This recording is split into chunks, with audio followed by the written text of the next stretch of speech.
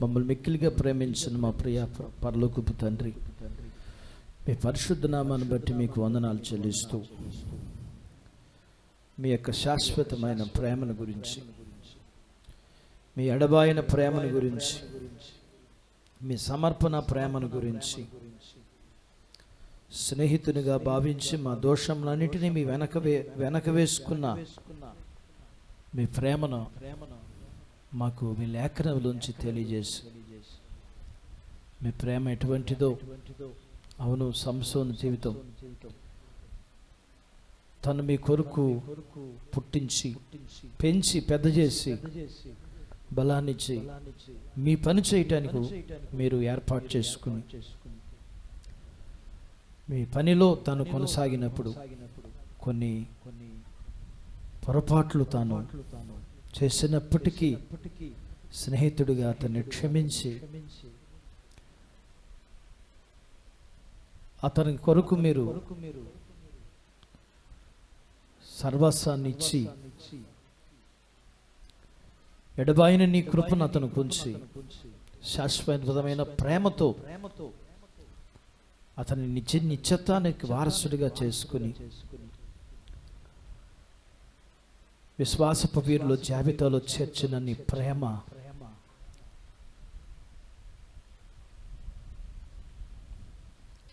ఎవరు చూపగలరయ్యా?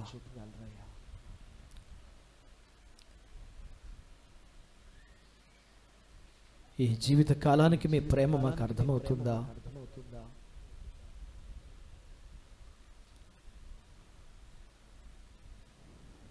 ఈ ఉదయకాలం మీ లేఖనం ద్వారా మాతో మీరు మాట్లాడి, మీరు మమ్మల్ని ప్రేమించారు, మేము మిమ్మల్ని ప్రేమిస్తున్నామా? ఈ మాట దగ్గర కామా లేదు, ఫుల్ స్టాప్ లేదు, కొనసాగటమే ఆలోచనే. ప్రేమిస్తున్నామా?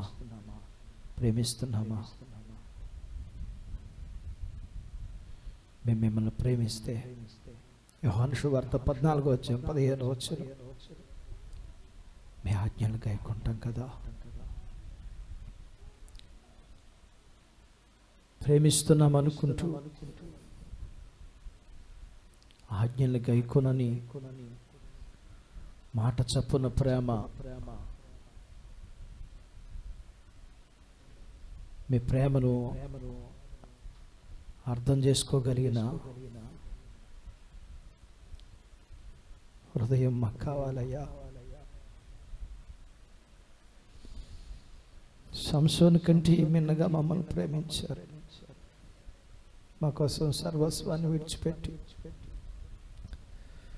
మమ్మల్ని కావాలని పుట్టించి పెంచి పెద్ద చేసి నీ కృపనిచ్చి నీ కొరకు మమ్మల్ని వాడుకుంటున్నారు. నమ్మకంగా జీవించగలగటానికి సహాయం చేయండి. మీ సేవకుని మరుగుపరిచి మీరు మహిమ పొందారు. ఇప్పుడు నేను కూడా నీ పక్షాన్ని నిలబడుతున్నాను. ఈ దీనుని కూడా మరుగుపరిచి అభిషేకించి మాకు కావలసినవి మాటలు మీరు ఇవ్వండి నాయన. మీరు మాట్లాడుతుండగా వినగల చెవి, గ్రహించే మనసు, అవలంబించే జీవితాన్ని మరొకసారి నన్ను గురించి నాకు అర్థమయ్యేట్లుగా మాట్లాడమని ఈ ఆరాధనని మమ్మల్ని మీ చేతులకి అప్పగించుకుంటూ సమస్త మహిమా ఘనత ప్రభావాలు మీకే చెల్లిస్తూ యేసు ప్రభువారి నామం స్తుతించి ప్రార్థించి వేడుకుంటున్నాం తండ్రి, ఆమేన్. మంచిది, దేవునికి స్తోత్రం. అందరికీ వందనాలు. ఇంకెవరికి వందనాలు చెప్పాలా? పక్కన వాళ్ళు కూడా చెప్పండి.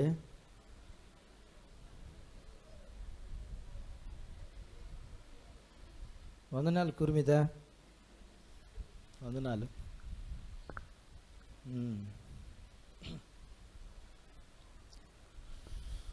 నేను ఏడుస్తున్నానని చిన్నపిల్లోడికి అర్థమైంది, మీకు అర్థం కావట్లా.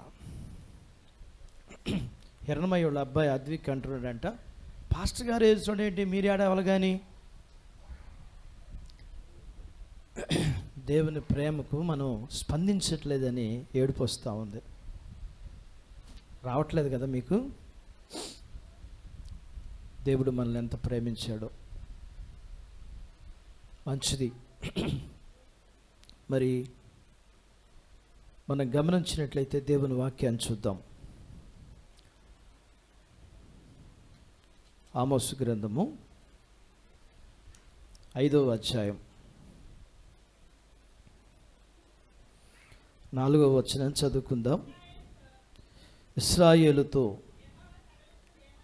యెహోవా సెలవిచ్చినదేమనగా, నన్ను ఆశ్రయించుడి, నన్ను ఆశ్రయించిన యెడల మీరు బ్రతుకుదురు. తర్వాత చదువుకుందాం. తర్వాత మాట కూడా, బేతేలును ఆశ్రయింపకుడి, గిల్గాల్లో ప్రవేశింపకుడి,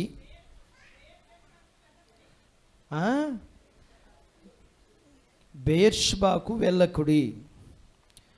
తర్వాత గిల్గాలు అవశ్యముగా చెరపట్టబడిపోవును, బేతేలు శూన్యమగును.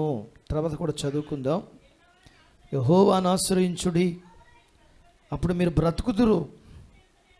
ఆశ్రయింపని యెడల బేతేలులో ఎవ్వరును ఆర్పివేయలేకుండా అగ్ని పడినట్లు పడి, దేవుడు తన మాటలు మన కొరకు దీవించునుగాక.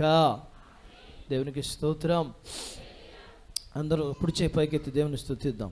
లాజరస్ గారు మీకోసం ఎత్తిచ్చానయ్యా. మంచిది, సంతోషం. దేవునికి స్తోత్రం. నేను బైబిల్ స్టడీ వాక్యాన్ని వినడానికి ఒక సంఘానికి వెళ్ళా. అది చర్చి మీటింగ్, ఆరాధన కాదు, బైబిల్ స్టడీ. అంటే ఒక వ్యక్తిని గురించి స్టడీ చేయటం అన్నమాట, బైబిల్ స్టడీ.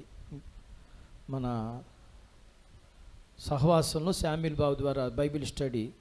ఏమేం జరుగుతుంది బైబిల్ స్టడీ? ఏం జరిగింది అమ్మాది చెప్పు. చూడలేదా నువ్వు? చూడలేదా? ఎంతమంది మన సహవాసంలో జరిగే యూట్యూబ్లో వచ్చే వర్తమానం చూస్తున్నారు? చేతుల పైకి ఎత్తండి. ఎంత చూస్తున్నావు? ఎంతసేపు చూస్తావు నువ్వు? ఎవరు చూడలేదు. రేపు నుంచి చెప్పడతాను, ఎందుకు టైం వేస్ట్. ఎవరు చూడలేదుగా, మీకు ఖాళీ లేదుగా. మన సహవాసం తరపున వారానికి 3 వర్తమానాలు వస్తాయి. ఆదివారం వర్తమానం అంటే ఇప్పుడు చెప్పేది వర్తమానం. ఇది అక్కర్లేదు, ఇది మీరు వింటారు కాబట్టి అక్కర్లా. బైబిల్ స్టడీ ఒక వర్తమానం. ఎవరోని గురించి? సంసోన్ గురించి, తర్వాత ఏలీని గురించి, ఇంకా దెబోరాను గురించి, ఇంకా యెఫ్తాను గురించి, గిద్యోను గురించి. ఒక వ్యక్తి యొక్క జీవితాన్ని క్షుణ్ణంగా మరి చెప్పుకోవడం.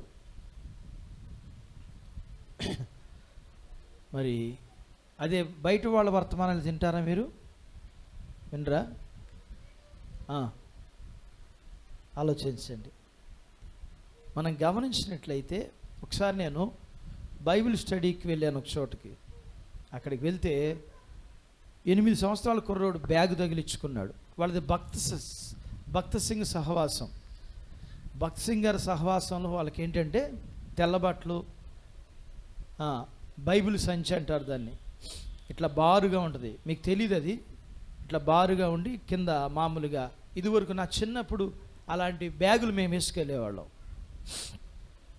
మరి 8 సంవత్సరాల కుర్రాడు వచ్చేసి అక్కడ కూర్చుంటే పాస్టర్ గారి దగ్గర కూర్చోబెట్టుకున్నాడు. మీ పిల్లలు ఎక్కడున్నారు తెలుసా? రోడ్డు మీద సైకిల్ తొక్కుకుంటున్నారు, కొట్లు దగ్గర కొనుక్కుంటున్నారు. అంటే దాని అర్థం ఏంటి తెలుసా? మీరు భక్తి లేని వాళ్ళు, తల్లిదండ్రులు భక్తి లేని వాళ్ళు.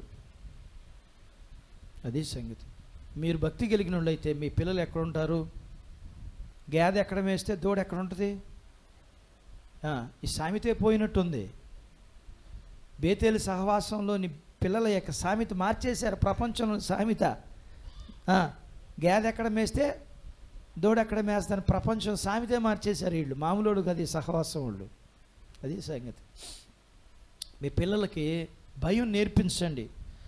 దేవుని పాదాల దగ్గర కూర్చోవడం నేర్పించండి. ఆ కుర్రోడు అలా చేస్తే నాకైతే ఎంత సంతోషం అనిపించిందో. ఏమనిపించిందంటే మా పిల్లలు ఉన్నారు, బుద్ధి లేని గాడిదలు వీళ్ళు కదా. వచ్చారు, డబ్బులు తీసుకున్నారు, 4 సైకిల్ తొక్కుంటున్నారు, చక్కగా అటు ఇటు తిరుగుతున్నారు, ఆడుకుంటూ ఉన్నారు. ఈ వయసులో పిల్లలకి భయం చెప్పకపోతే నవ్వులు పాలైపోతాం. పెద్ద అయిన తర్వాత ఎట్టాగో అదే జరిగేది. కనీసం చిన్నప్పుడైనా మీ పిల్లలకి కూర్చుని వాక్యం వినడం అనేది నేర్పించటం అనేది మీ వ్యక్తిత్వానికి అది సాదృశ్యంగా ఉన్నది. మంచిది ప్రియులారా. మనం గమనించినట్లయితే ఇక్కడ మాట్లాడుకో మనం చూస్తే సమయంలో ఈ ఆమోసు గ్రంథాన్ని ఈ ఆమోస్ అనే రాశాడు. ఈయన ఒక పశువులు కాపరి. ఈయన మేడు పండ్లు ఏరుకునే వ్యక్తి. అయితే దేవుడు ఈయనతో మాట్లాడాడు. మాట్లాడిన విధానాన్ని బట్టి ఈయన ఈ గ్రంథాన్ని రాయడం జరిగింది. క్రీస్తు పూర్వం 760 నుంచి 750 సంవత్సరాలు, 10 సంవత్సరాల కాలంలో ఈ యొక్క గ్రంథాన్ని రాశాడు. ఎవరికి రాశాడంటే ఉత్తర రాజ్యంలో ఉన్న ఇశ్రాయేలు కొరకును ప్రతి క్రైస్తవుడు కొరకు కూడా ఈ గ్రంథాన్ని రాయడం జరిగింది. మనం గమనించినట్లయితే ఈ అధ్యాయంలో మరి ఈ ఆమోసు గ్రంథం 5వ అధ్యాయంలో 27 వచనాలు ఉన్నాయి. 1 నుంచి 3 వచనాలు ఇశ్రాయేలు కొరకు మరి అంగలార్చటం. 4వ అధ్యాయం నుంచి 27 వచనం వరకు కూడా మరి మారు మనసు పొందుటకు దేవుడు చెప్పే మాటలు. కాబట్టి ప్రియులారా, మనం గమనించినట్లయితే ఇందాక మనం చదువుకున్నాము. ఎన్ని వచనాలు చదువుకున్నాం? మరి 4, 5, 6 వచనాలు మనం చదువుకున్నాం. కాబట్టి ఇక్కడ మనం చూస్తే మనం 4వ వచనం 5వ వచనాన్ని చదువుకున్నాము. ఇక్కడ మనం గమనిస్తే ఇక్కడ దేవుడు అంటున్నాడు ఇశ్రాయేలు ప్రజలతోనూ మనతోనూ కూడా ఏమంటున్నాడు? నన్ను ఆశ్రయించండి, నన్ను ఆశ్రయించిన ఎడల మీరు బ్రతుకుదురు. ఎవరిని ఆశ్రయించొద్దు? బేతేలును ఆశ్రయింపకుడి. ఎవరిని ఆశ్రయించొద్దట? బేతేలును ఆశ్రయించు. బేతేలు అనే మాట మనకు మొట్టమొదటిగా ఎక్కడ మనకు కనబడుతుందంటే ఆదికాండంలో మనకి 28వ అధ్యాయము 10 నుంచి 19. నేను తీమన్లా రాసుకోమన్నా, రాసుకోండి. పుస్తకం పెన్ను తెచ్చుకుని బైబిల్ తిరగడానికి ఇంక మీరు చిన్నపిల్లలు కాదు, చెప్పడానికి మీరు చిన్నపిల్లలు కాదు కాబట్టి ఇక మీరు బైబిల్ తీయడానికి కుదరదు. ఒక పెన్ను పుస్తకం తెచ్చుకొని రాసుకోవాలి, పాయింట్లు రాసుకొని ఇంటికి వెళ్ళి చూసుకుని చదువుకోవాలి. మంచిది. కాబట్టి ఈ బేతేలు మనకు ఎక్కడ కనపడుతుందంటే ఆదికాండం 28వ అధ్యాయంలో 10 నుంచి 19 వచనాల్లో మనకు కనపడుతుంది. యాకోబు తన తండ్రిని మోసం చేశాడు. తన తండ్రి తల్లి ఏం చేశారంటే అన్నదమ్ములు ఇద్దరు కొట్టుకొని చచ్చిపోతారని ఏం చేశాడంటే, నువ్వు పద్నారములో ఉండబడిన మీ మేనమామ ఇంటి దగ్గరికి వెళ్ళిపో, అక్కడికి వెళ్ళి నువ్వు అక్కడ ఉండి మరి దేవుని చిత్తమైతే నీకు ఇష్టమైతే అక్కడ మన సొంత వారిలో వివాహాన్ని చేసుకో, కనానులోని ఎవరిని కూడా వివాహం చేసుకోవద్దు అని చెప్పాడు. తల్లిదండ్రుల మాట విని యాకోబు బయలుదేరి వెళ్ళాడు. అది సాయంత్రం సమయంలో బయలుదేరి వెళ్ళాడు యాకోబు. మరి బయలుదేరి వెళ్ళిన తాను అరణ్యంలోకి ప్రయాణమై వెళ్తూ మధ్యలో అడవి ఉంది. అడవిలో ఒక చోట ఒక రాయి తీసుకుని ఆ రాయిని తలగడగా చేసుకుని నిద్రపోతూ ఉన్నాడు. నిద్రపోతూ ఉంటే అతనికి ఒక కల వచ్చింది. ఆ కలలో ఒక నుచ్చునుంది. ఆ నుచ్చిన భూమి మీద నుంచి పరలోకానికి ఆకాశానికి అంటి ఉంది. ఆ ఆకాశాన్ని అంటి ఉండబడిన నుచ్చిన మీద నుంచి కిందకి దేవదూతలు వచ్చి మరలా పైకి వెళ్తూ ఉన్నారు. అప్పుడు యాకోబుకు మెలకు వచ్చి లేచి ఏమన్నాడంటే, ఇది బేతేలు, దేవుని ఇల్లు, ఇది పరలోకపు గవిని, ఇది భయంకరమైన స్థలం అని చెప్పి ఏం చేశాడంటే అక్కడ ఒక రాయి దాన్ని ప్రతిష్ఠించి ఏం చేశాడంటే దానికి నూనె పోసి అక్కడ తాను ఏం చేశాడంటే ప్రార్థన చేసుకున్నాడు. అది బేతేలు. కాబట్టి మనం గమనించినట్లయితే ఈ సమయంలో ఈ విధంగా బేతేలు అనే మాట అక్కడ దేవుడు ఏమంటున్నాడు? దేనిని ఆశ్రయించొద్దు అంటున్నాడు?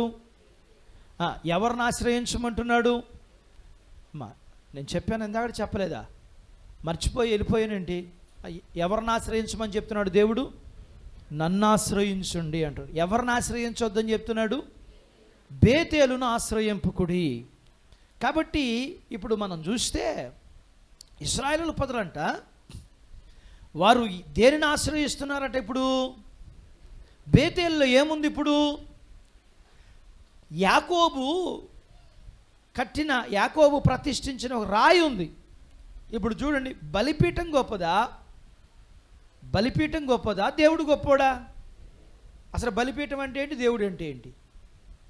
బలిపీఠం అంటే ఏంటి? బలిపీఠం అంటే ఏంటి? చెప్పు హిరణ్మయ్, చెప్పావు టక్కని. దేవుడు గొప్పోడు అన్నావు. కాబట్టి మనం చూస్తే బలిపీఠం అంటే మలచబడిన రాళ్లతో కట్టబడేది. దేని కొరకు? దేవునికి బలి అర్పించడానికి కట్టుకునే ఒక పీఠం. ఇది గొప్పదా? దేవుడు గొప్పోడా? అమ్మా చెప్పండి రా. దేవుడు గొప్పడు. మాస్క్ పెట్టుకోలేదని చాలామంది. మాస్క్ పెట్టుకోండి. చెప్పేవాడికి నేను పెట్టుకున్న పనే. పెట్టుకోండి అమ్మా. వినడానికి పెట్టుకుంటాక మీకు బాధగా ఉంది. ఏం పాస్టర్ గారు మాస్క్ అమ్మాజీ గారు మాస్క్ పెట్టుకోలేదు, పాస్టర్ గారు నువ్వు పెట్టుకోలేదే. మాస్క్ పెట్టుకుంది రావడానికి కుదరదు.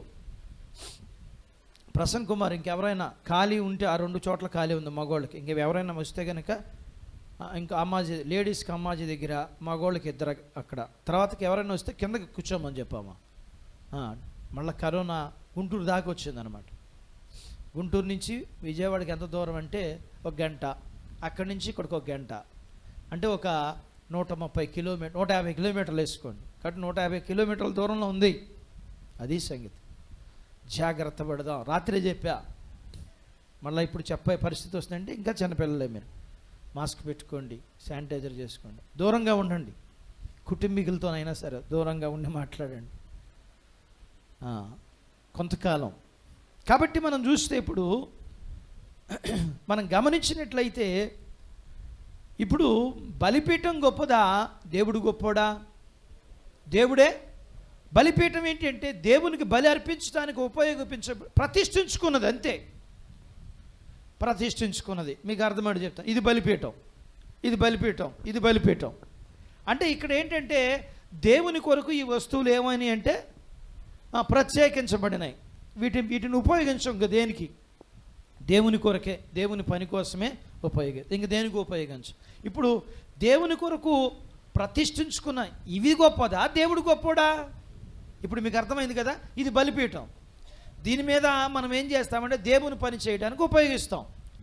ఇప్పుడు మనం దీని దగ్గరికి వచ్చి దండేసి దండం పెడితే ఇది మనం రక్షిస్తుందా? దేవుడు మనం రక్షిస్తాడా? కానీ ఇశ్రాయేలు ప్రజలంట ఏం చేశారంట?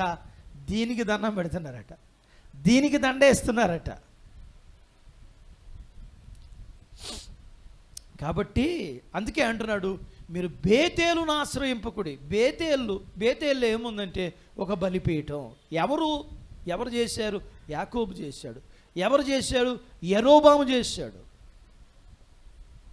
యెరోబాము ఒక 2 దూడలను పెట్టాడు. ఒకటి దానిలోనూ, ఒకటి బేతేల్లో పెట్టాడు. ఇప్పుడు వీళ్ళు వెళ్ళి ఎక్కడికి వెళ్ళి ఎవరు సహాయం కోరుతున్నారంటే ఆ దూడ దగ్గరికి వెళ్ళి మమ్మల్ని రక్షించు అని అంటున్నారు.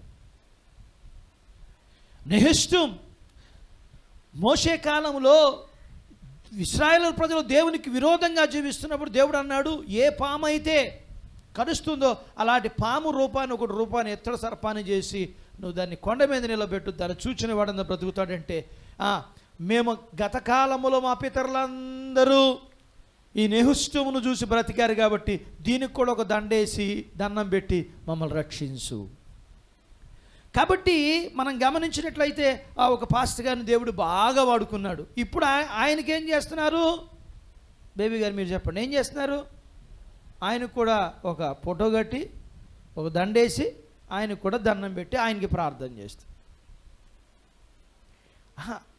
దేవుడు కొరకు ప్రత్యేకించి దేవుడు వాడుకున్నాడు. ఒక వస్తువు అవ్వచ్చు, ఒక మనిషి అవ్వచ్చు. దాన్ని ఆశ్రయిస్తే మనం బ్రతకం. మనం బ్రతకాలంటే ఎవరిని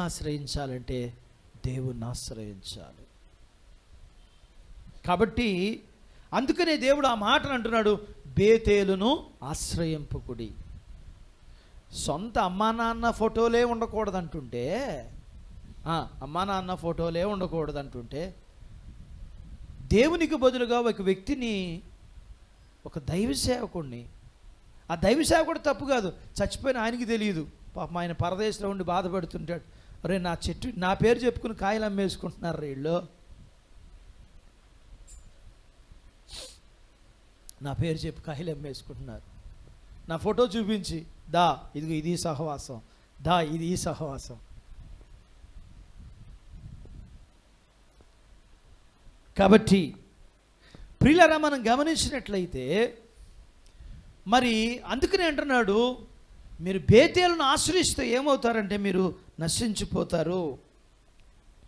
మీరు బేతేలును మీరు ఏమవుతారంటే మరి పట్టబడతారు, మీరు నాశనం అయిపోతారు. బేతేలును ఆశ్రయింపకూడదు. తర్వాత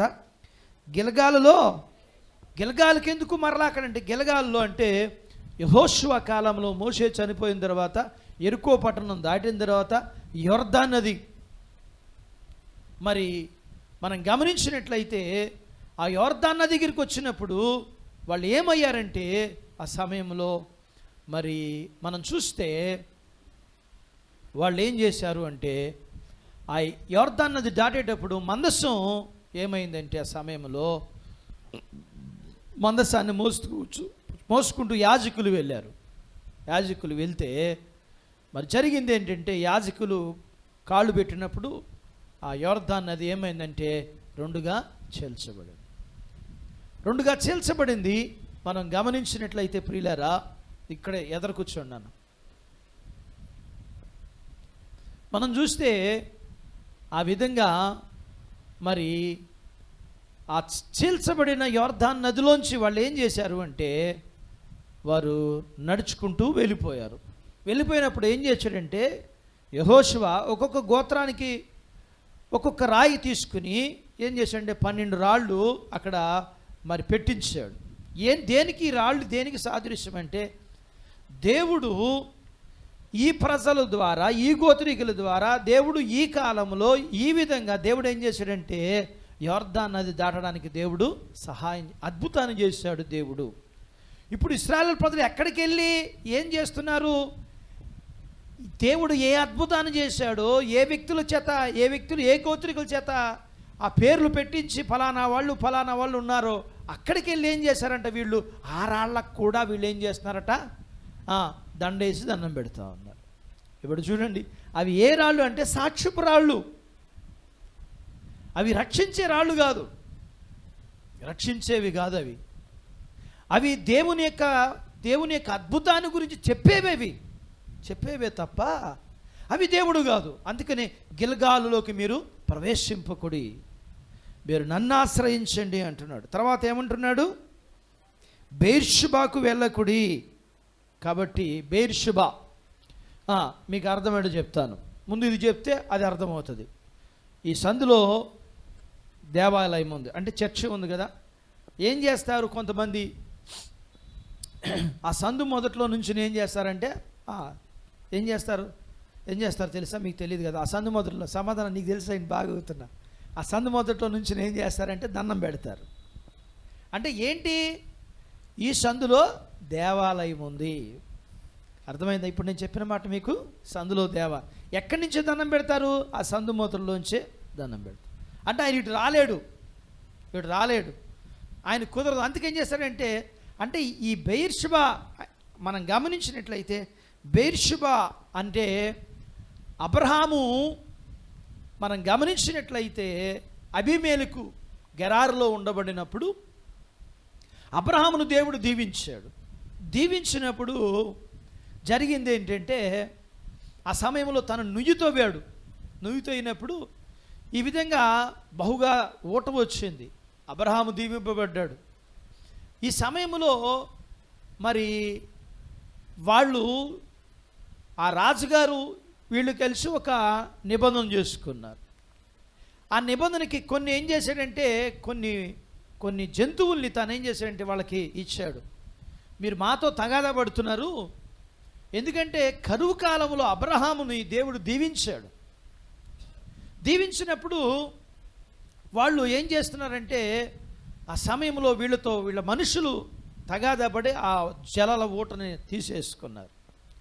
అబ్రహాం సంగతి అబీమెలెకు రాజుకి తెలుసు కానీ ప్రజలకు తెలియదు కదా. కాబట్టి మా ప్రజలందరికీ తెలియదాడికి ఏం చేద్దామంటే ఒక పని చేయి, నువ్వు నేను ఒక సంధి ఏర్పాటు చేసుకుందాం. ఏంటంటే కొన్ని గొర్రెలను మేకలను నాకు ఇస్తే అవి మా ఊర్లోకి విడిచిపెడతాను. ఇవి ఏం తెలియజేస్తాయంటే నీవు మాతో సంధి కలిగి ఉన్నావని, మేము మీతో సమాధానం కలిగి ఉన్నామని, నువ్వు మా శత్రువు కాదని, ఏది కూడా మేము మీతో తగాదా పడకూడదు కానీ మా ఊరు వాళ్ళందరికీ తెలుస్తుంది. అప్పుడు ఆ దినాన్ని ఏం చేసేటే బెయేర్షెబాలో అబ్రహాము ఒక బలిపీఠం కట్టి దేవునికి బలులు అర్పించాడు. ఒక చెట్టు కూడా నాటాడంట, పిచ్చులు వృక్షము అన్నాడు.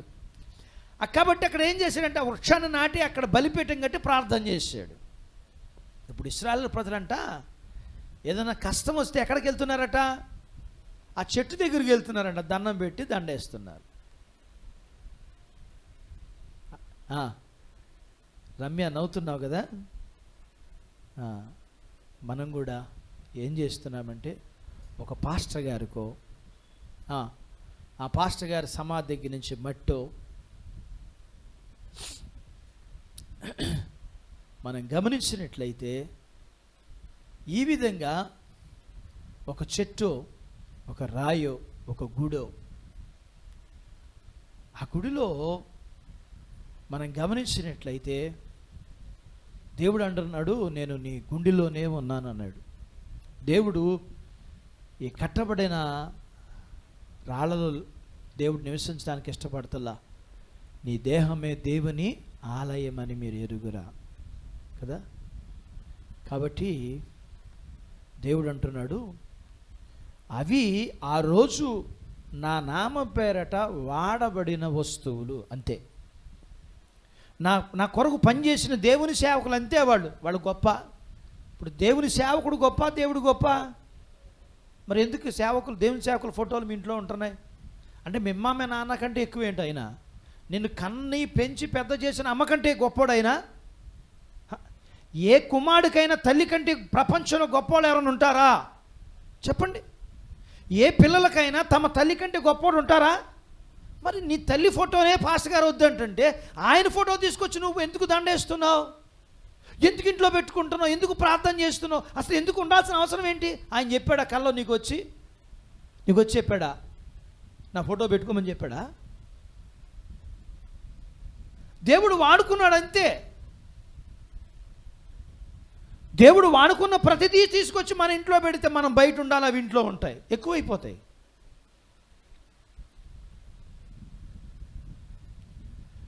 మనం ప్రయాసపడిన ప్రయాసకి దేవుడు ప్రతిఫలం ఇవ్వాలి కానీ ఒకంత అయిన బాధ. కొన్నిసార్లు మనం చేసే పనులు మనల్ని దేనిలోకి నడిపిస్తాయి అంటే పాపంలోకి నడిపిస్తాయి. చాలా జాగ్రత్తగా మనం పాపానికి కారణం అవ్వకూడదు. మనం విగ్రహారాధనకి కారణం అవ్వకూడదు. మనం వ్యక్తుల యొక్క జీవితాలను నాశనం చేయడానికి మనం కారణం అవ్వకూడదు. జాగ్రత్త. అందుకనే మనం ఎవరిని హెచ్చించవలసి ఉన్నదంటే దేవుణ్ణి హెచ్చించవలసి ఉన్నది. మనం తగ్గించబడవలసి ఉన్నది. ఒక దేవుని సేవకుడు ఇలా చెప్పాడు. ఒకరోజు మేము కూర్చుని మాట్లాడుకుంటున్నాం. ఆ అన్నగారు ఇలా చెప్పాడు. ఏమనంటే, చచ్చిపోయిన కుమారుని తీసుకొచ్చి నా చేతికి ఇచ్చింది చెల్లి. చచ్చిపోయాడని చెప్పి శ్రోతప్పి పడిపోయింది. నేను ప్రార్థన చేశాను, ఆ కుమారుడు బ్రతికాడు. తీసుకెళ్ళి ఆ తల్లికి, ఆ చెల్లికి అప్పగించాను కుమారుణ్ణి. అప్పుడు అడిగారు పక్కన వాళ్ళు, అన్న ఎందుకని చెప్పలేదన్న అంటే, చెప్పితే ఏమవుద్దంటే నన్ను గురించి గొప్పగా చెప్పుకుంటారు, దేవుని నామానికి ఏం కలుగుదంటే మహిమ కలగదు. ఏమని చెప్తున్నాం ఇప్పుడు సేవకులు? మేము ప్రార్థన చేస్తే బ్రతికారు, మేము ప్రార్థన చేస్తే గడ్డపోయింది, మేము ప్రార్థన చేస్తే అయ్యా నేను నా కొరకు ప్రార్థన చేయండి అయ్యా, నాకు 13 లక్షల అప్పులు ఉన్నాయి, ఇప్పించేయండి అయ్యా. మీరు ప్రార్థన చేయండి, మీరు ప్రార్థన చేసి నా 13 లక్షలు అప్పిప్పించేయండి.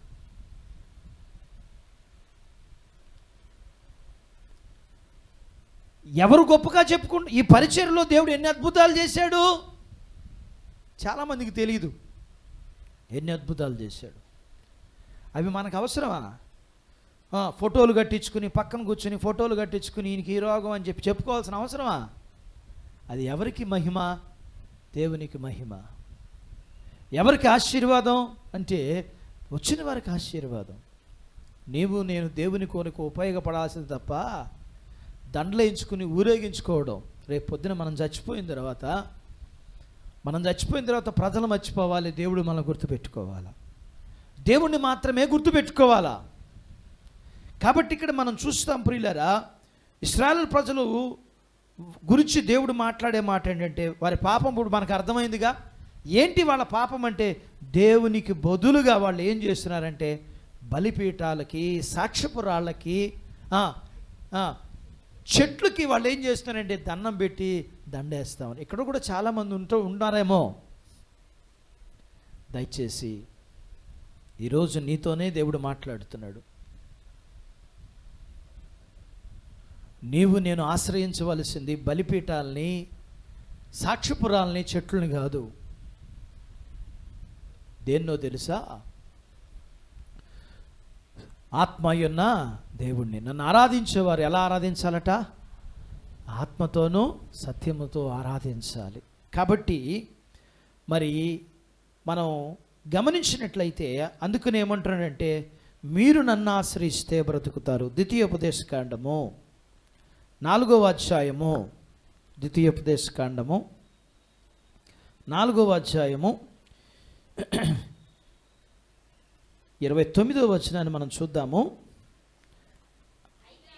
అయితే అక్కడ నుండి నీ దేవుడైన యెహోవాను మీరు వెదికిన ఎడల మీ పూర్ణ హృదయముతోనూ మీ పూర్ణ ఆత్మతోనూ వెదికినప్పుడు ఆయన నీకు ప్రత్యక్షమగును. కాబట్టి ఇక్కడ మనం చూస్తున్నాం ప్రియులారా, మరి దేవుడు ఇక్కడ ఏం చెప్తున్నాడంటే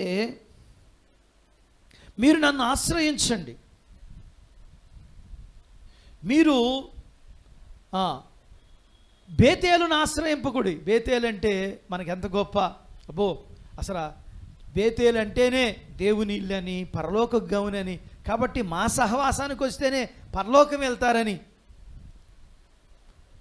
చెప్పుకునేంత గొప్పవి కాదు సహవాసాలు.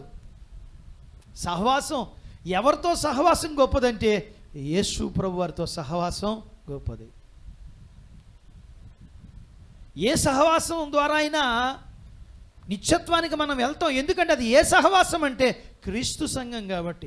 ఈ సంఘం ద్వారానే నిత్యత్వానికి వెళ్తారని ఎవరైనా నీకు చెబితే నీవు వాక్యం తెలియని వాడవైతే ఏం చేస్తావంటే నీ సొంత సంఘాన్ని విడిచిపెట్టి ఎందుకు వెళుతావంటే మా సహవాసం ద్వారా అయితే నేను వెళ్ళను, ఈ సహవాసం ద్వారా వెళ్తాను.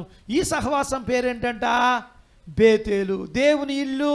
ఇది పరలోక గవిని. గుర్తుపెట్టుకోండి, ఇక్కడ ఉన్నోళ్ళు ఒక సహవాసానికి వెళ్ళే వాళ్ళు ఎవరిని కూడా మా సహవాసానికి రండి అని చెప్పొద్దు. వాళ్ళు వెళ్ళే సహవాసం కూడా దేవుని సహవాసమే. మనం ఏం చేస్తున్నామంటే సంఘాన్ని మనం చీల్చిన వారు, సహవాసాన్ని మనం చీల్చిన వారు. ఆ శాపం మన మీదకి వస్తుంది. మీకు తెలీదు, ఆ శాపం మన మీదకి వస్తుంది. కొంతమంది వస్తుంటారు, దుర్గ గారు ఉంది, వచ్చింది, ఆమె వస్తుంది వెళ్ళిపోతుంది, ఆమెకి ఇష్టమైతే ఇక్కడికి వస్తుంది. ఒకవేళ వెళ్ళాలనుకుంటే వాళ్ళ సంఘానికి వెళ్తుంది. దానికి మనం వచ్చినప్పుడు వెళ్ళమనేది లేదు, రానప్పుడు ఎందుకు రావాలి, ఎందుకు రావట్లేదు అనేది లేదు. అడుగు అనుకూలంగా ఉన్నప్పుడు వస్తూ ఉంటుంది, అనుకూలంగా ఉన్నప్పుడు వారి సహవాసానికి వెళ్తూ ఉంటుంది. వస్తూ ఉంటారు, ప్రజలు వెళ్ళిపోతుంటారు.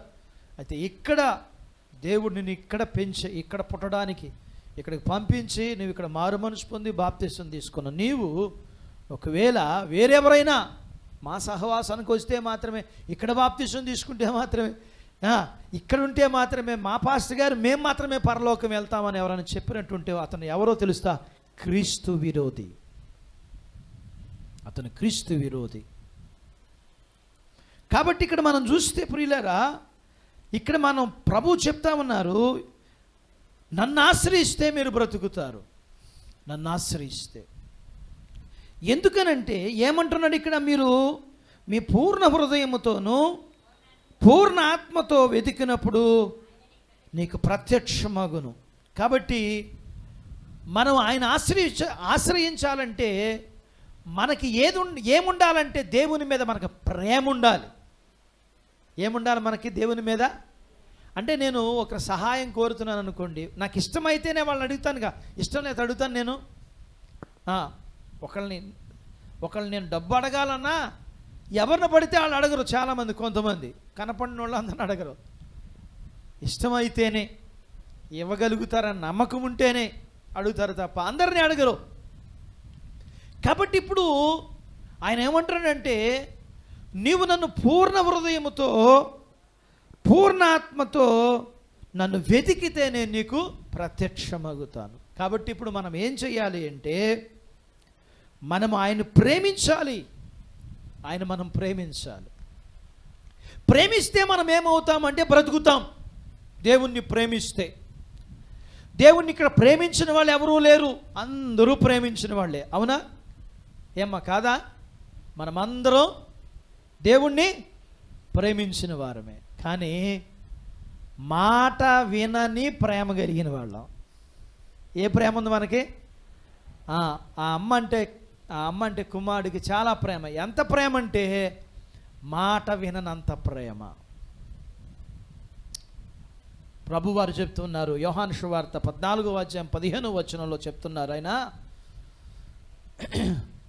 ఏమని చెప్తున్నారంటే, ఒకడు నన్ను ప్రేమించిన ఎడలా నా ఆజ్ఞల్ని గాయకోను అన్నారు. ఇప్పుడు చెప్పండి, నేను దేవుని మాటలు వింటున్నానండి, మీరు విన్నపోయి నా చేయిపోయాను లేని ఎందుకు వచ్చింది? ఇప్పుడు చెప్పండి, నేను దేవుణ్ణి ప్రేమిస్తున్నాను అని ఇప్పుడు చెప్దాం. మనం దేవుని ప్రేమించడం అంటే అర్థం ఏంటి? ఆయన మాటను ఇప్పుడు నేను ప్రేమిస్తున్నాను మనం చెప్పగలమా? ఎక్కడ ఉన్న అందరూ చెప్పలేవు. ఎందుకనంటే మనం ఆయన ప్రేమిస్తున్నాము అని అనుకుంటున్నాం, కానీ దాని వెనకాల ఉద్దేశం ఏంటంటే ఆయన మాట మనం వినటం లేదు.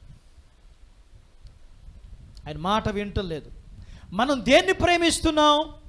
బేతేలుని ప్రేమిస్తున్నాం. అదిగోండి, ఫలానా చోటకి వెళ్తే, ఫలానా ఆయన ప్రార్థన చేస్తే, ఫలానా చర్చికి వెళ్తే నాకు మా అమ్మాయి పెళ్ళి అవుద్దంట, నా వ్యాపారం కలిసి వస్తుందంట, నా అప్పులు తీరిపోతాయంట, నా రాగం పోద్దంట.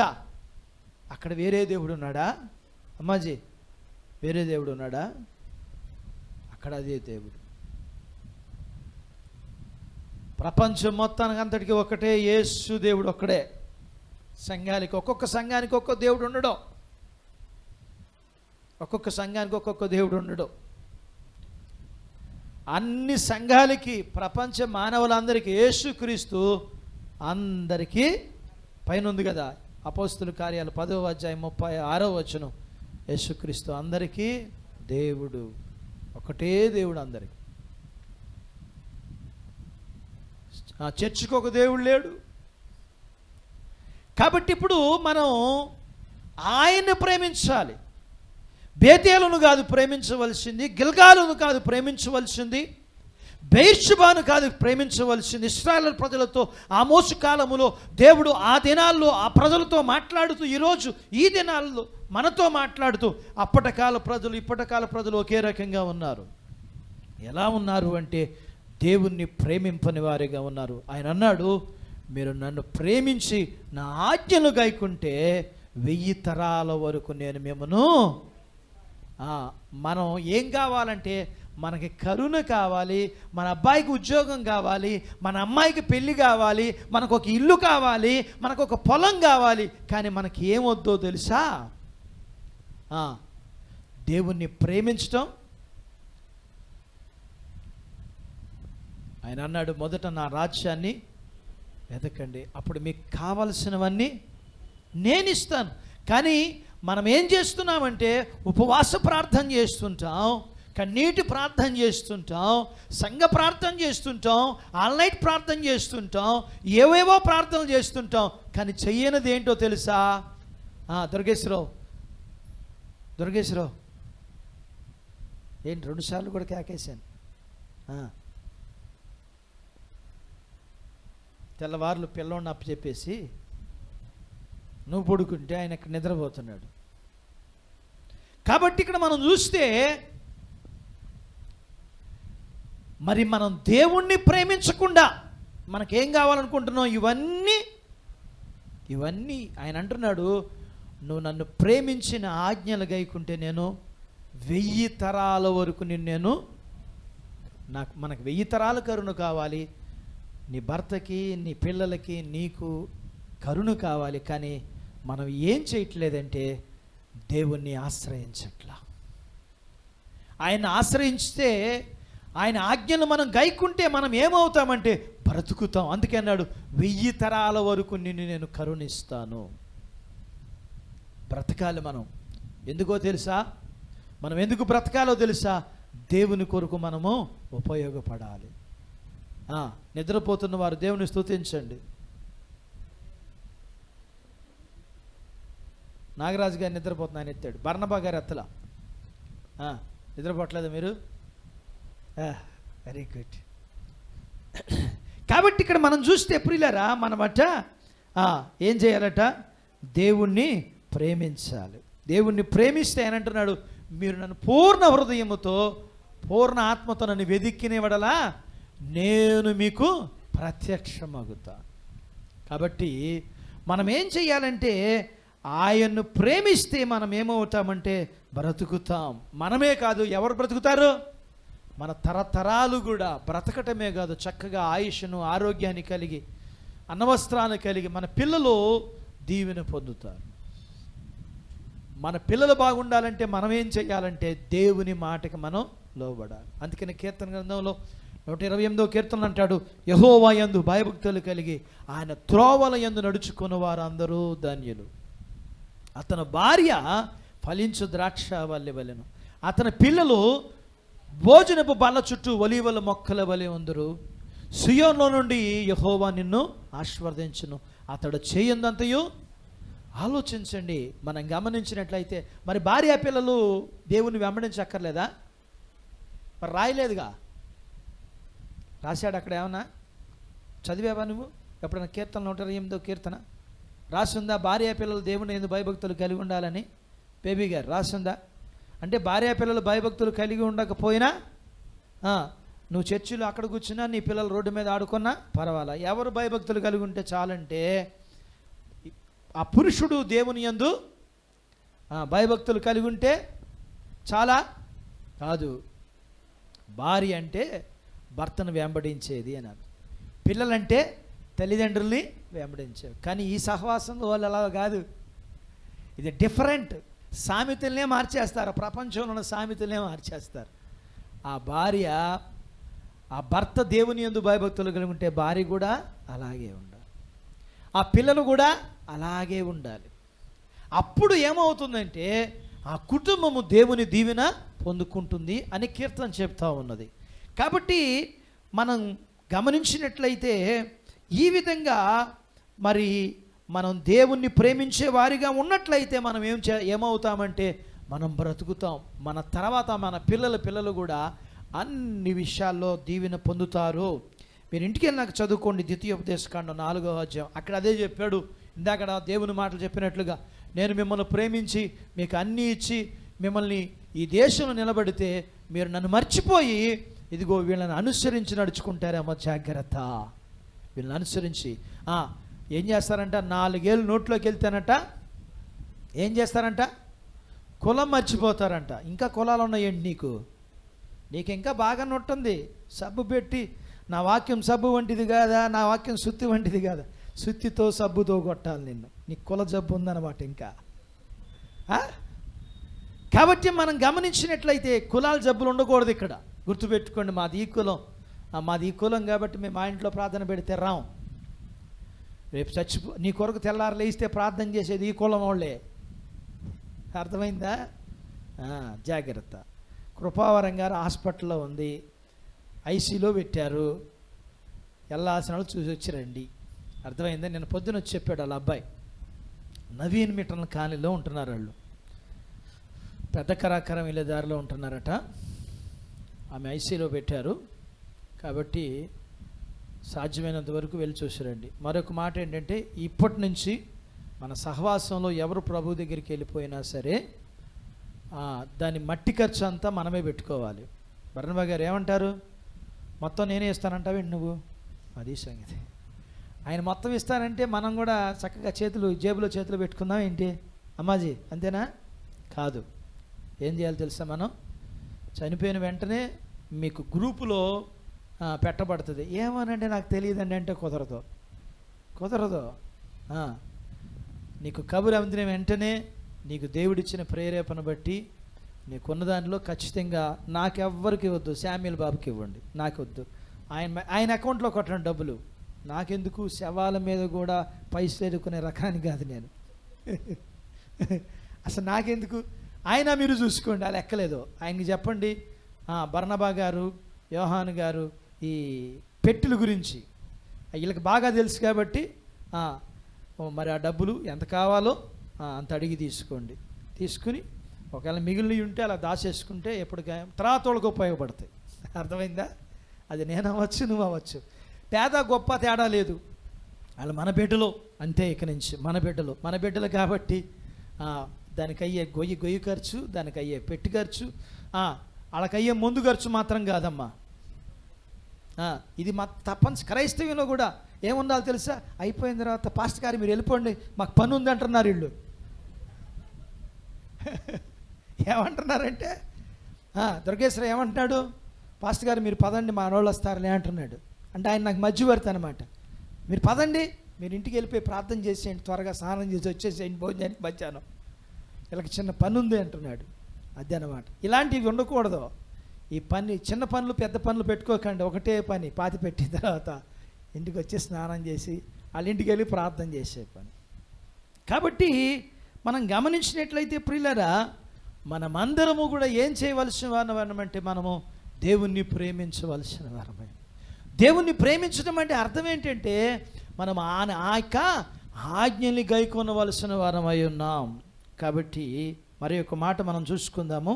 కీర్తన గ్రంథం 105వ కీర్తన, 105వ కీర్తన, కీర్తన 105.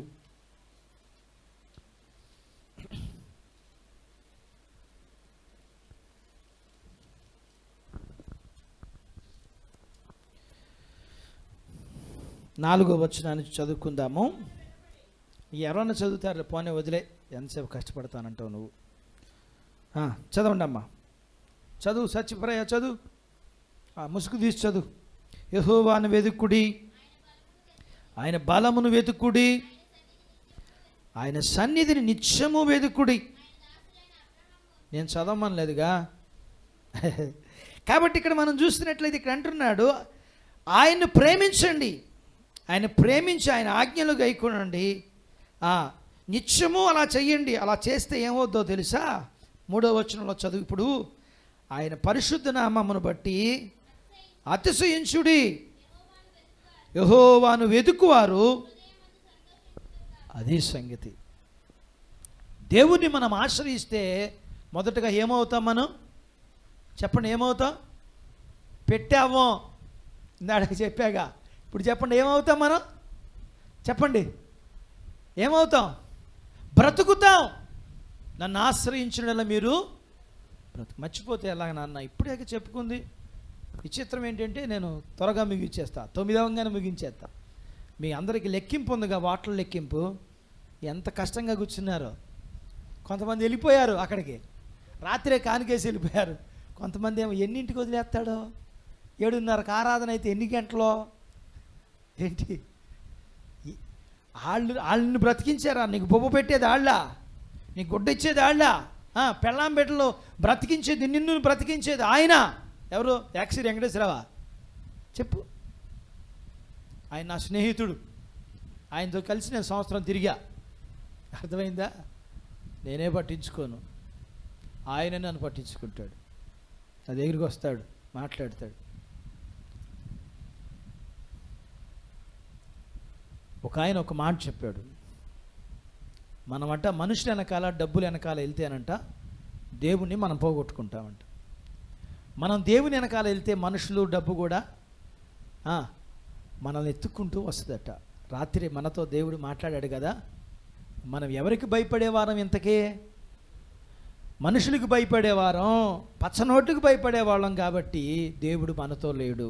ఎందుకంటే దేవుడు చెప్పాడు, మీరు సిరిని దేవుణ్ణి సేవించలేరు. మీరు సిరికో దేవునికో మాత్రమే మీరు దాసులుగా ఉంటారు. ఇప్పుడు ఎవరికి దాసులమో ఆ యజమానితో మనం ఉంటాం, మనతో ఆ యజమాని ఉంటాడు. మనుషులకు భయపడి, డబ్బుకు భయపడి, లోకానికి భయపడి, లోక మనుషులకి ఆలోచించండి. మనం గమనించినట్లయితే ప్రియులారు, ఇక్కడ అంటున్నాడు, ఒకటి మనం ఏం చేయాలంటే ఆయన ఆశ్రయిస్తే, ఆయన ప్రేమిస్తే మనం ఏమవుతాం చెప్పండి. ఇప్పుడు మళ్ళీ మొదటగా చెప్పమంటారు వాక్యం? ఎవరు చెప్పట్లా మీరు? ఏమ్మా, ఎంత కోపం వచ్చేసిందో మొదటగా అని చెప్తుంటే ఎందుకు ఊరుకుంటాం మేము? మనం ఏమవుతామంటే ఆయన ప్రేమిస్తే, ఆయన అన్నాడు, నన్ను ప్రేమించి నా ఆజ్ఞలు గైకొను వారిని నేను 1000 తరాల వరకు కరుణించు. ఆయన ప్రేమించడమే కాదు, ఆయనంటే ఇష్టపడటమే కాదు, ఆయన మాట ప్రకారం కూడా మనం చెయ్యాలి. చాలామంది నువ్వంటే ఇష్టం. ఏంటి ఇష్టం కాదు, అది ఇష్టం కాదు, మోసం. ఇష్టం అంటే, దేవుడు అంటే ఇష్టం అంటే ఏంటో తెలుసా? అమ్మ అంటే ఇష్టం అంటే ఏంటో తెలుసా? నానంటే ఇష్టం అంటే ఏంటో తెలుసా? భర్త అంటే ఇష్టం ఏంటో తెలుసా? భార్య అంటే ఇష్టం ఏంటో తెలుసా? బిడ్డలంటే ఇష్టం ఏంటో తెలుసా? వాళ్ళకి ఇష్టమైంది మనం చేయడం, అది ప్రేమ అంటే అది. అంతేగాని ప్రేమ మాటలతో కాదు, ప్రేమ ఏం చేయాలంటే చేతలతో చేసి చూపించాలి. అందుకని ఆయన ఏం చేశాడంట, మనల్ని ప్రేమించి తన సర్వస్వాన్ని విడిచిపెట్టి ఏం చేశాడంట, మన పాపాల అంతటిని ఆయన వీపు వెనక వేసుకున్నాడు. వర్తమానం ఒకటే, కానీ ఇద్దరికి మేము ఒక ఇంట్లోనే ఉంటాం, కానీ నువ్వేం చేస్తున్నావు మాట్లాడుకో. ఎవరికి వాళ్ళమే ప్రభు పాదాల దగ్గర. ఈ వర్తమానం తీసుకోవడానికి నాకు ఎంత కష్టమైందో. ఎవరికి వాళ్ళే, ఎవరు ప్రార్థన వాళ్ళదే, ఎవరు వాక్య ధ్యానం వాళ్ళదే, ఎవరికిచ్చిన నడిపింపు వాళ్ళదే. కానీ ఈరోజు ఏంటంటే దేవుడు ఒకటే మాట్లాడాలనుకుంటున్నాడు, ప్రేమ. ఆయన ప్రేమించాడు. ఇప్పుడు నువ్వు ఆయన ప్రేమిస్తావా, ఆయన ప్రేమిస్తున్నావా అన్న దాని దగ్గర ఇప్పుడు ఇది కంటిన్యూస్ అన్నమాట. మా ఇద్దరికి తెలియదు, కానీ మా ఇద్దరికి దేవుడు ఒక్కడేగా. ఆయనకు ఒక దేవుడు, నాకు ఒక దేవుడు కాదు. ఆయనకు ఒక కుర్ర దేవుడు, నాకు ఒక ముసలి దేవుడు కాదు.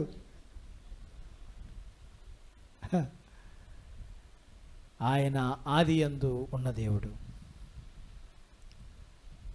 వాక్యం ఒకటే, వాక్యం ఆయనదే, మనసు ఆయనదే, తలంపులు ఆయనవే.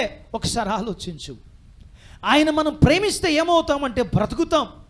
మనం రాళ్ళని, సాక్ష్యాలని మనం గమనించి, చెట్లు కాదు మనం ఆశ్రయించాల్సింది, మనుషుల్ని కాదు మనం ఆశ్రయించాల్సింది, ధనాన్ని కాదు మనం ఆశ్రయించవలసింది.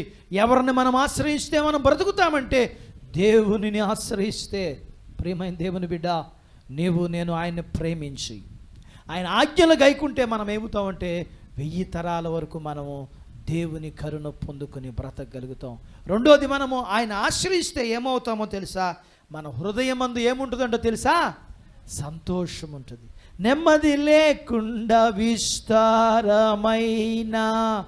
ధనముండుట కంటే దేవుని అందలి భయభక్తులతో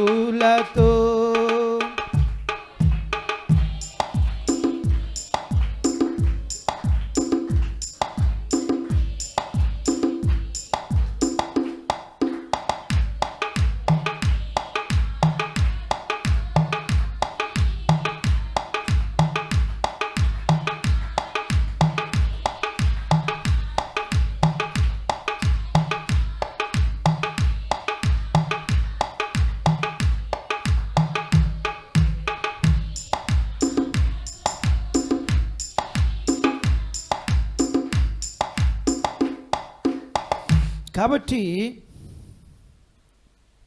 హృదయమందు సంతోషం ఉంటుంది. ఒక క్రైస్తవుడికి ఎప్పుడు సంతోషం ఉంటుందంటే, దేవుణ్ణి ప్రేమిస్తే నన్ను ప్రేమించేవాడిని నేను ప్రేమిస్తాను అంటున్నాడు దేవుడు. నన్ను ప్రేమించేవాడిని నేను వానితో నేను నా తండ్రి కూడా కలిసి ఉంటామంటున్నాడు. నన్ను ప్రేమించేవాణ్ణి నేను ఆస్తికి కర్తలుగా చేస్తాను, నన్ను ప్రేమించేవాని ధననిధులు నేను నింపుతాను.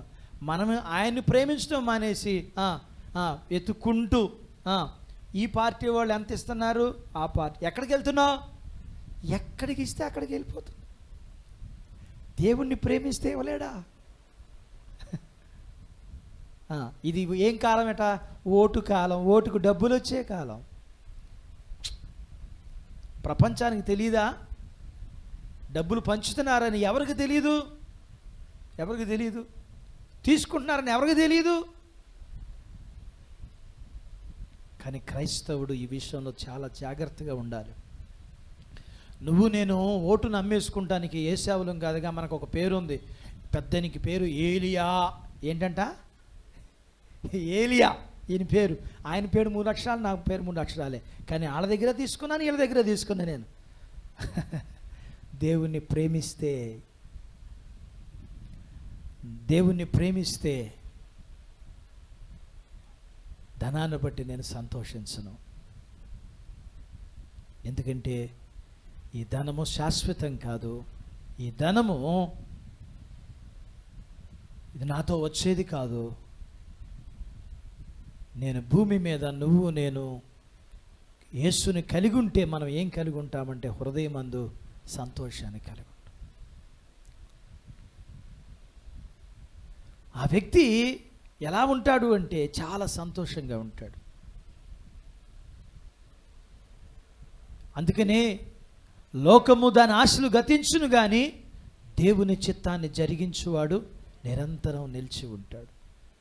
నాతో ఒక మన సహవాసంలో ఉన్నావిడ ఒక ఆవిడ అంది, మీ వాక్యం చెప్పేటప్పుడు మీరు భలే, మీ ముఖం ప్రకాశిస్తుంది, వాక్యం చెప్పిన తర్వాత మీరు చాలా సంతోషంగా ఉంటారు అంటది. ఎందుకనంటే దేవుని వాక్యము మనల్ని బ్రతికిస్తుంది.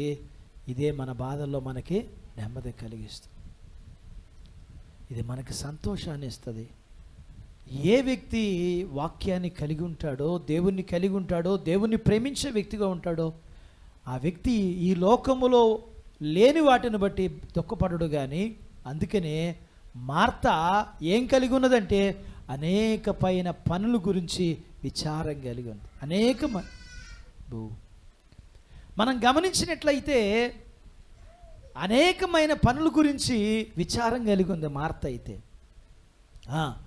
మరి అయితే ఏం కలిగి ఉందట? ప్రభువారు అన్నారు, ఆమె ఉత్తమమైన దానిది ఎన్నుకున్నది, ఆమె యొద్ద నుండి తీసివేయబడుతుంది. ఇప్పుడు ఎవరికి విచారం ఉంది? ఇప్పుడు ఇద్దరిలో అక్కా చెల్లెలు ఒకే ఇంట్లో ఉన్నారు. ఎవరికి విచారం, ఎవరికి సంతోషం? లత, ఏంటి విచారంగా ఉన్నావేంటి? ప్రభు లేడా నీలో? ప్రభువును ప్రేమించు, నీకు సంతోషం వస్తుంది. నీకున్న సమస్యను బట్టి నువ్వు దుఃఖపడాల్సిన అవసరం లేదు. ప్రభువు మనలో ఉంటే, కాబట్టి విస్తారమైన పనులు పెట్టుకున్న చేత మనం ఏం కలిగి ఉంటామంటే విచారాన్ని కలిగి, విస్తారమైన పనులు. కాబట్టి మనం చూస్తే అదే మరి ఏం చేసిందంటే ఎవరి పాదాల దగ్గర కూర్చుందంటే ప్రభు యొక్క పాదాల దగ్గర కూర్చుంది. దేవుని వాక్యం మనల్ని ఏం చేస్తుందంటే ఆదరిస్తుంది. దేవుని వాక్యం మనల్ని ఆదరిస్తుంది. దేవుని వాక్యం మనల్ని ఆదరిస్తుంది కాబట్టి, దేవుడు మనల్ని ఆదరిస్తాడు కాబట్టి మనం ఆశ్రయించవలసింది రాళ్ళని కాదు, మనం ఆశ్రయించవలసింది చెట్టుల్ని కాదు, మనం ఆశ్రయించవలసింది సాక్ష్యపు రాళ్ళని కాదు. ఎవరిని ఆశ్రయించాలంటే సజీవుడైన దేవుని. దేవునికి స్తోత్రం. చాలామంది బైబిల్ను కూడా అక్కడ పెట్టుకుని దానికి దండేసి దండం పెడతారు. పొద్దున్న లేచి ఈ ప్రసాదం అట్లా చేయడేంటి, ఇట్లా దండం పెట్టుకెళ్ళడా, మంచిది, సంతోషం. చాలామంది వెళ్తా ఇట్లా దండం పెట్టుకెళ్తారు, బయటికి వెళ్తా దేన్ని? బైబిల్ని.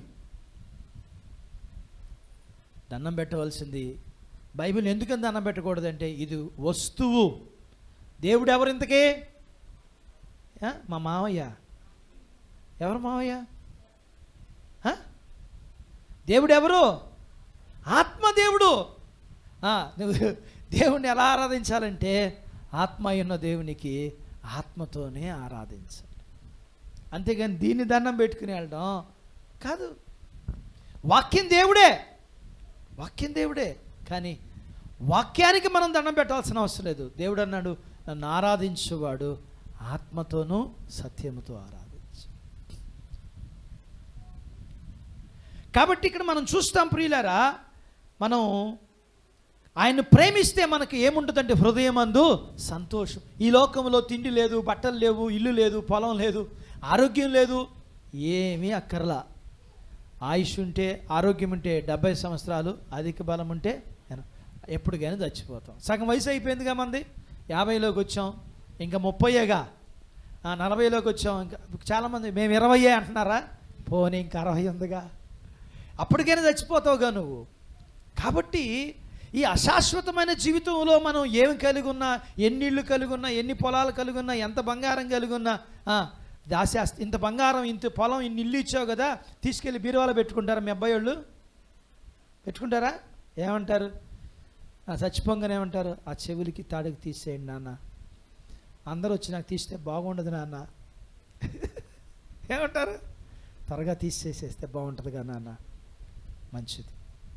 అంటే దాని అర్థం ఏంటంటే, నువ్వు నేను ఏమీ తీసుకెళ్ళాం.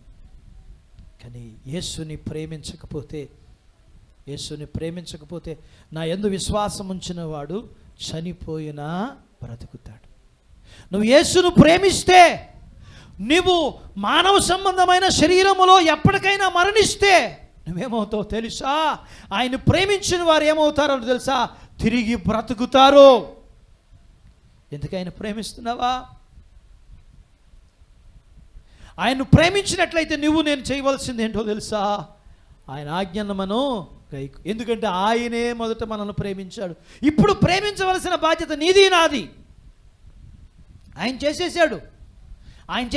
చేయవలసింది మనల్ని ప్రేమించి చేయవలసింది చేశాడు. ఇప్పుడు మనం ఆయన్ని ప్రేమించాలి. ఏం చెయ్యాలి అంటే, ఆయన ప్రేమించాలంటే ఆయన ఆజ్ఞలను మనం గైకొనాలి.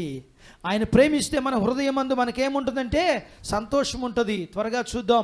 యెషయా గ్రంథము 55వ అధ్యాయము 6-7 వచనాలు చదువుకుందాం. యెహోవా దొరుకు కాలమందు 55:6-7 వచనాలు. యెహోవా మీకు దొరుకు కాలమందు ఆయన వెదుకుడి.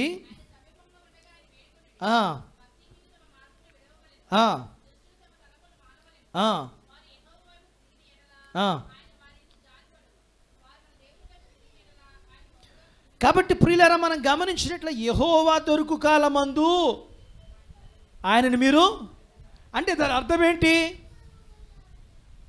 ఏంటి? నీకు దొరికే కాలం, దేవుడు దొరకని కాలం కాదు. దేవుడు దొరకని కాలం కాదు ఇది. నీకు ఎందుకంటే నువ్వు ఉంటేగా దొరకటానికి, నువ్వు ఉండాలిగా. అర్థమవుతున్న మాట మీకు? నువ్వు ఉండాలిగా, నువ్వు ఉంటేగా నీకు దొరికేది. నేను బ్రతుకుంటేగా నేను ఇవన్నీ అనుభవించేది. మాట్లాడుతున్నాను అన్న, కిందకి తీసుకెళ్ళి కాసేపు డబ్బులు ఇచ్చేయి. వచ్చేటప్పుడు మీరు 10 రూపాయల కట్ట తెచ్చుకోవాలి. బర్నబా గారు, బ్యోలా, దుర్గేశ్వరరావు, హిరణమై తలా ఒక 10 రూపాయలు కట్ట తెచ్చుకోవాలి. రాగానే అడిగినప్పుడల్లా పంచి పెడుతుండాలి వాళ్ళకి. కాబట్టి మనం చూస్తే నీకు దొరికే కాలం, దేవుడు దొరికే కాలం కాదు ఇది. యెహోవా మీకు దొరుకు కాలమందు అంటే నీకు ఒక సమయంలో దేవుడు దొరుకుతాడు. యాకోబుకి ఎక్కడ దొరికాడంటే యబ్బోతు రేవు దగ్గర దేవుడు దొరికాడు యాకోబుకి. దొరికినప్పుడు వెంటనే ఏం చేశాడు? కాళ్ళు పట్టేసుకుని నన్ను ఆశీర్వదించేంతవరకు నేను విడిచిపెట్టను అన్నాడు. మరలా యాకోబుకి దేవుడు దొరుకుతాడా? తెలీదు, చెప్పలేం. ఒక ఆవిడ ఏం చేసిందంటే, ఆవిడ మరి డాన్సర్, ఆవిడ నైట్ క్లబ్లో డాన్స్ చేస్తూ ఇంటికి వెళ్ళిపోతూ ఏమనుకున్నదంటే, రైల్వే ట్రాక్ వచ్చింది, ఆ ట్రాక్ దగ్గర ఆగిపోయింది. రైలు వెళ్తుంది కాబట్టి, ట్రాక్ వేశారు కాబట్టి, గేట్ వేశారు కాబట్టి అక్కడ ఆగింది. ఆ రాత్రికాల సమయంలో ఆమెకు వాక్యం వినపడుతుందట. అది ఆల్ నైట్ ప్రార్థన ఏమో మనకు తెలియదు. ఆ వాక్యం వింటున్న తనకంట దేవుణ్ణి ప్రేమించాలనిపించిందంట. అయ్యో, దేవుడు నన్ను ప్రేమించాడు కదా, నేను కూడా దేవుని ప్రేమిస్తాను. అయితే అనుకుందట, ఏమనుకుందంటే, కొంత టైం ఉంది, ఇంకా నేను ఇంకో కొన్ని సంవత్సరాలు, లేదా 1 సంవత్సరం ఆగి, 1 నెల ఆగి, 1 వారం ఆగి నేను ఇవన్నీ మానేసి క్లబ్కి వెళ్తే డాన్స్ చేయాలి, డాన్స్ చేయాలి, త్రాగాలి, ఆ తర్వాత బట్టలు కూడా ఇప్పదీయాలి. కాబట్టి ఇప్పుడు ఇవన్నీ నేను మానుకోవాలి. ఇవన్నీ మానుకోవాలంటే కుదరదు. కాబట్టి కొంత సమయం తీసుకున్న తర్వాత నేను మానేస్తాను అనుకుని ఏం చేసిందంటే, రైల్వే ట్రాక్ దాటి వెళ్ళిన తర్వాత టర్నింగ్ వెళ్తుండగా లారీ వచ్చి, పెద్ద లారీ వచ్చి కొట్టడంతో చచ్చిపోయింది ఆవిడ. ఇప్పుడు ఎవరికి దొరికే కాలం దేవుడు? ఎవరికి దొరికే కాలం? మనకి దొరికే కాలం. యెహోవా దొరుకు కాలం మందు ఆయనని మీరు, నీకు దొరికే కాలం. ఆయన నీకు దొరకాలంటే ఆయన నువ్వు ఉండాలిగా, నువ్వు ఉంటేగా. ఆయన ఎప్పటి నుంచో, ఎన్ని తరాలైనా ఎన్ని యుగాలైనా ఆయన దొరుకుతూనే ఉన్నాడు. ఎప్పటి నుంచి దొరుకుతున్నాడు? ఆదాము కాలం నుంచి ఇప్పుడు నాకు ఈ రోజు కాలం వరకు ఆయన దొరుకుతూ ఉన్నాడు. ఎంతమంది ఆయన ఉండగా తీసుకున్నారు, సంపాదించుకున్నారు. ఆలోచించు. ఇప్పుడు నీకు దొరికే కాలంలో ఆయన నువ్వు ప్రేమించి ఆయన ఆజ్ఞలు గైకొని నువ్వు బ్రతకాలి. నువ్వు చనిపోయిన తర్వాత కూడా బ్రతకాలి. నువ్వు సంతోషించాలి. ఈ భూమి మీద వేటిన బట్టో కాదు, కానీ యేసుని నువ్వు కలిగి ఉంటే నీ హృదయంలో ఏముంటుందో తెలుసా? సంతోషం ఉంటుంది. ఇల్లు లేదు, పొలం లేదు. పౌలుకి ఏమోనే రాత్రి చెప్పుకున్నాం. పౌలు ఎవరు? వజ్రాల వ్యాపారం ఉంది, వాడల వ్యాపారం ఉంది, వాళ్ళు ధనవంతులు. కానీ పౌలు వాటన్నిటిని విడిచిపెట్టి, బాగా విద్యను చదువుకున్న వ్యక్తి తాను, వాటన్నిటిని విడిచిపెట్టే ఏం చేశాడంటే, దేవుణ్ణి ప్రేమించిన వాడై దేవుని కొరకు మిషనరీ పరిచయం చేస్తూ, తినడానికి తిండి లేక, కట్టుకోవడానికి బట్టలు లేక, ఉండడానికి ఇల్లు లేక, అద్దింటిలో ఉండి పరిచయం చేసి కొరడా దెబ్బలు తిని అనేక సార్లు చస్తూ బ్రతుకుతూ దేవుని కొరకు ఏం చేశాడంటే తన జీవితాన్ని ఇచ్చేశాడు దేవునికి. ఎందుకంటే దేవుణ్ణి ప్రేమించాడు.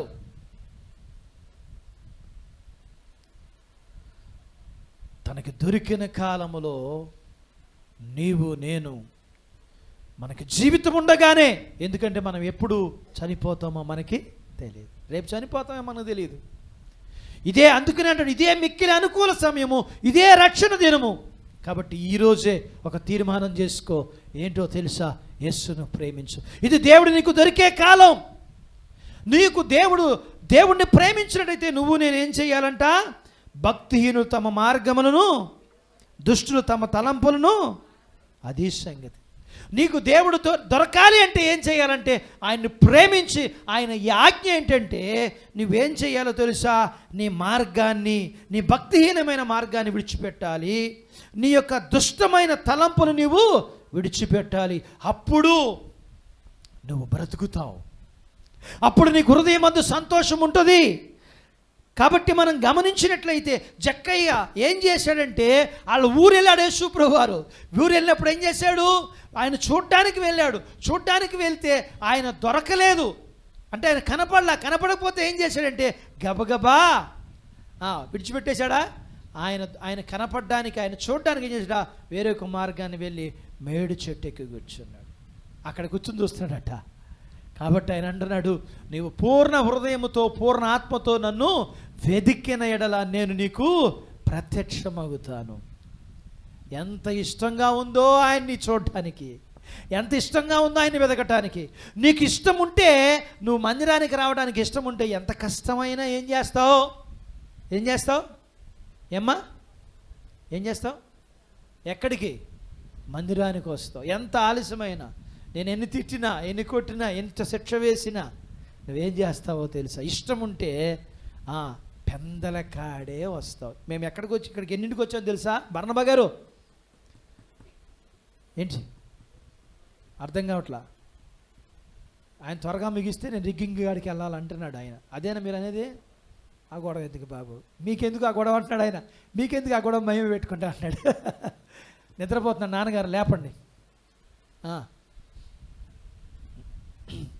అది ఎక్కడో ఏంటి ఏం చెప్పుకుంటున్నాం? దగ్గర 6:30కి వచ్చామన్నమాట. మేము 6:30కి చెప్పిన ఒక మాట, 6:30కే ప్రార్థన స్టార్ట్ చేసాం మేము. ఏంటి అమ్మాజీ చిరిగిపోద్ది మాస్క్. 6:30కే స్టార్ట్ చేసాం ఆరాధన. మనం ఎంత ప్రేమిస్తే దేవుణ్ణి అంత పెందలకాడే మందిరానికి వస్తాం మనం. దానిలో ఏముంటుందో తెలుసా? ప్రేమ ఉంటుంది, ప్రేమ. అందుకనే మేమేమన్నామంటే 7:30కి ఆరాధన కాబట్టి 7ంటికి రమ్మన్నాం. మేము 6:30కి వచ్చాం కాబట్టి మీరు 6:30కి రమ్మంటలా. మేము 7:30కి ఆరాధన కాబట్టి 7 గంటలకు రండి అన్నాం. మంచిది ప్రియులారా. మనం గమనించిన జక్కయ్యకి దేవుడు ఎంత ప్రేమించాడు, ఎంత హృదయంతో వెతికాడు. అతని దగ్గరికి వచ్చాడు ప్రభువారు, అన్నాడు, నువ్వు వెతికితే పూర్ణ హృదయంతో నేను నీకు ప్రత్యక్షమవుతాను. కాబట్టి తర్వాత మనం చూస్తే హోషేయ గ్రంథం 10వ అధ్యాయం 12వ వచనం చూడండి. హోషేయ గ్రంథం 10వ అధ్యాయం 12వ వచనం. మీరు విత్తనం వేయుడి, యెహోవాను వెదుగుటకు ఇదే సమయము గనుక ప్రత్యక్షమై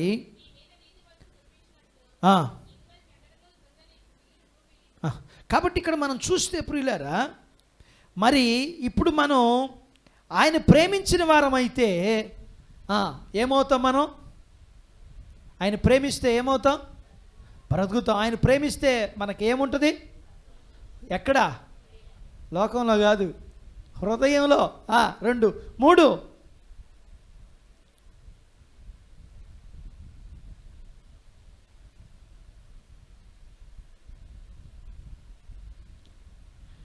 డాన్సరు, తాగుద్ది, గుర్తొచ్చిందా?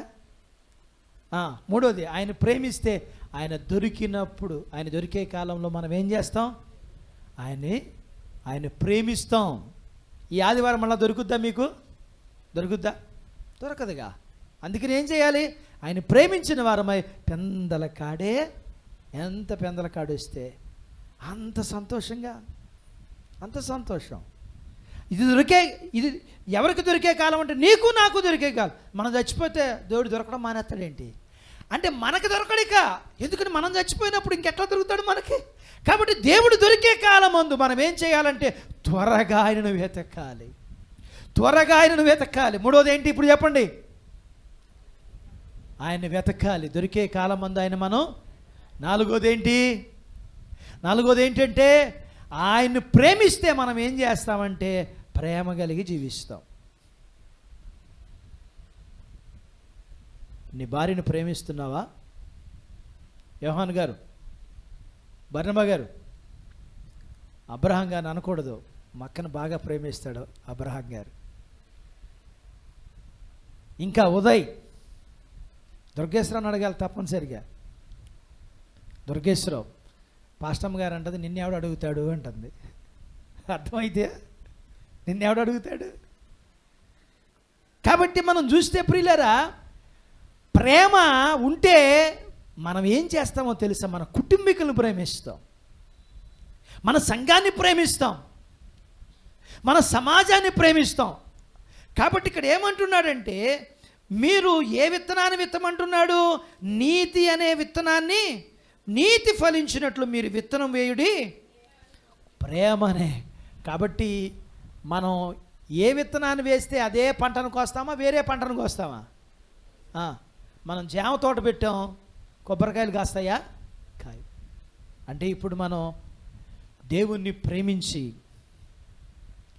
దేవుని ఆజ్ఞలు గైకుంటి మనం ఏం చేస్తామంటే ఆ నీతి అంటే ఆ ప్రేమను మనం కలిగి ఉన్నప్పుడు ఏం చేస్తామనమంటే మన కుటుంబాన్ని కూడా మనం ప్రేమిస్తాం, మన సంఘాన్ని ప్రేమిస్తాం, మనం సమాజాన్ని కూడా మనం ఏం చేస్తామంటే ప్రేమిస్తాం. కాబట్టి మనం ఆయన ప్రేమిస్తే మనం ఏం చేస్తామంటే ప్రేమ కలిగిన జీవితాన్ని మనం కలిగి ఉంటాం. తర్వాత మనం చూస్తాం ప్రియులారా, ముగిస్తున్నాం, చివరి వచనం అపోస్తుల కార్యాలు 17వ అధ్యాయము 27వ వచనం చూద్దాం. అపోస్తుల కార్యాలు 17:27 బాగుంది. 17:27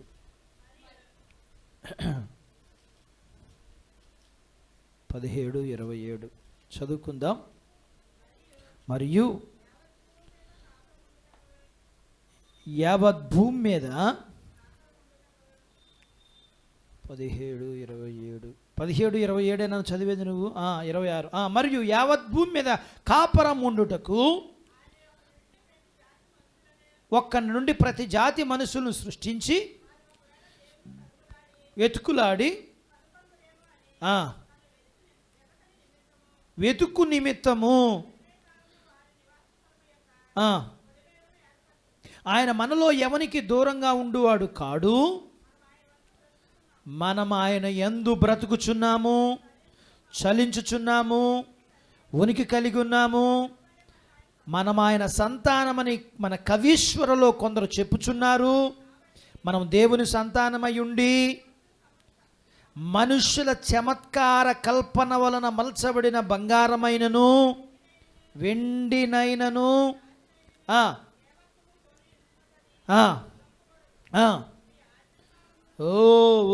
ఆ అజ్ఞాన కాలములను దేవుడు చూచి చూడనట్టుగా ఉండెను. ఇప్పుడైతే అంతటను మారు మనసు పొందవలనని.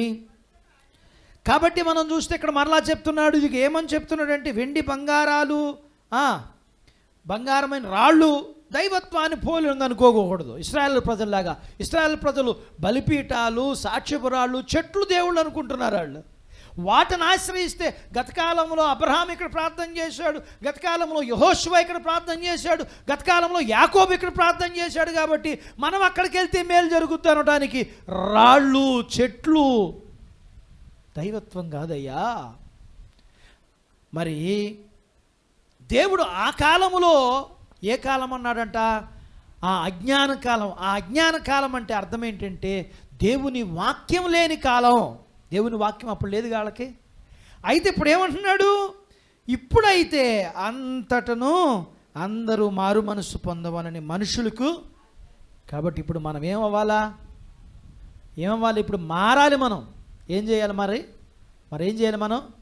ఏం చేయాలి? మారాలి. అందుకని మనం ఏం చేయాలంటే ఇప్పుడు ఏం చేయాలి? ఒకటి, మనం ఏం చేయాలి? దేవుణ్ణి ప్రేమించాలి. దేవుణ్ణి ప్రేమిస్తే మనకి ఇటు ఆశీర్వాదాలు మనకి దొరుకుతాయి. దేవుడి మాటలు మన కొరకు దీవించునుగాక.